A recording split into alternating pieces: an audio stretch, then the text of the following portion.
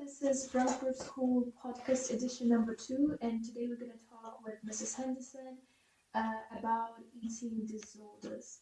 So, Mrs. Henderson, do you know how common eating disorders in Brownsburg School is? Like, how many students have came to us until we such a problem, and do you think it's like a really important issue to discuss? I think it is, hello by the way, it's a really important issue to discuss. We've seen a huge rise in disordered eating and eating disorders during COVID. It actually increased tenfold. So yes, we do see people here. Initially, we like to refer to it as disordered eating maybe, or unhealthy relationships with food. The diagnosis will come through a team of specialists. But once someone starts to have a relationship with food that is not the norm, or they'll know when their relationship with food is poor. So we get people at that point come and talk to us because they're worried initially. Or a teacher may have picked up that someone's losing a lot of weight or not eating, or there's normally concerns from people around as well. Okay. Do you know, are there any stages of this condition, or when just it happens, it happens? Okay, so eating disorders is a big umbrella. Within that, there's lots of subcategories. So the most well-known ones are anorexia nervosa and bulimia. But within that, there's also lots of others.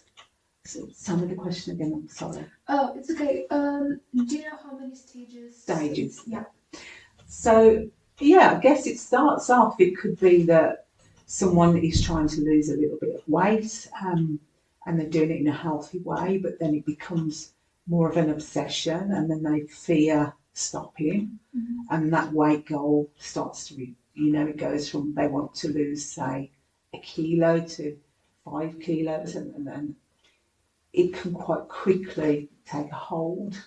So it's really important to seek some support in the early stages when you recognise that your relationship with food has become poor. Okay. Have you ever met severe cases in your practice? Yeah, I worked at in a psychiatric hospital where we admitted people with severe eating disorders. So I have got some expertise in that. That's quite a way down the road normally. We wouldn't necessarily see that till the illness has progressed a little bit. Yeah, great. What do you think would help people fighting this problem? Like how they can, I don't know, maybe they should share the problem with their relatives or friends. Should they go to the doctor and have some therapy? Yeah, so all of those things really. The most common thing that people struggle with is being able to share because they're afraid to lose control. Is it too personal to share? Well, some people don't want it to change. Okay. So it starts off, sometimes people feel they're not controlling anything in their life, so food is a good way of getting control. Unfortunately, if you don't address it, the food will then also control you. So it's important when you recognise that this is going a little bit too far that you talk. Now that can be someone you trust, whether it be a friend, a teacher, a parent, a neutral person, like myself or some of the nurses here. It's a difficult one though, because sometimes people maybe realise they're perhaps losing a little bit too much weight or binging or whatever it is they're doing, but don't necessarily want people to intervene. That's what makes it a difficult illness to tackle. Do you think that beauty standards today make people have eating disorders, or maybe give them a thought about losing weight more than it should be?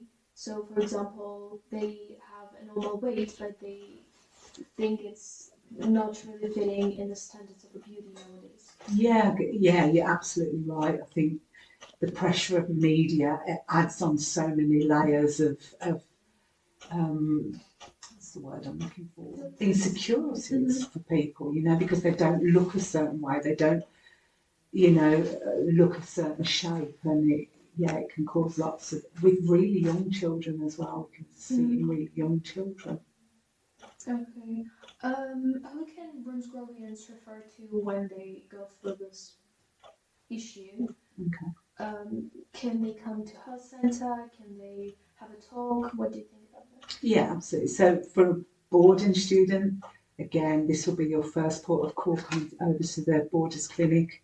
It might be the nurses that they'd like to talk to. It might be me. We tend to work together on those situations. I will tackle the emotional side, and the nurses will monitor the physical side of things, because with it can be great risks. So we tend to monitor them from both sides. You can email us again. Just a reminder, the emails, it's wellbeing at Bromsgrove, or myself, Lynn Henderson at Bromsgrove School, or the Borders Clinic. You can contact us in any way by email. You can drop in. You can ask a tutor to refer you. You can ask your house parents. For day students, they can approach me. I'll be happy to talk to them. But usually we will try and always steer people towards a GP as well, because there is such a physical impact of all eating disorders can carry a physical risk. So it is very much a joint approach. So it would be GP, nurses if it's here, or if it's me, it's GP and myself. And the last question, what do you think is the best diet that you can stick to when, for example, studying for your exams? How can you improve your performance with the food that you eat? Oh, that's a good question. And sorry, if I refer back to help, there's a online charity called The Beat. They're amazing for information and support. So if you felt like you weren't at the point where you wanted to share with a professional or a friend or a family, you're at that point where you're just looking for some information, The Beat is a fantastic online resource that you can approach. So sorry, going back to your last question. About the diets. The diets, okay. Yeah. So we just like to think about healthy eating. It's really easy when you're studying and you're revising just to grab lots of sugary snacks and keep yourself going. A lot of people perhaps use their sleeping time to revise as well, which is also not advisable. So yeah, try and make sure you're factoring in some breaks to take a healthy snack. Fruit is amazing. Seeds, I would say nuts, but we're a nut-free school, so for those of you that board, probably not an option, but for those of you that aren't, have nuts at home, as long as there's no allergies. Just healthy snacks. Be really careful about lots of sugary ones. They'll give you a short burst, but it will wear off and you'll get the slump then. So if you can sustain, and people avoid carbohydrates, they're really, really important. Slow release carbohydrates. Porridge is good in the morning. Wholemeal bread, lots of healthy stuff, and you'll feel much more, prepared, I guess, than running on lots of sugar, which I think most of us can be guilty of doing around the time of exams. Okay, thank you very much, and the podcast is over. Thank you. Thank you.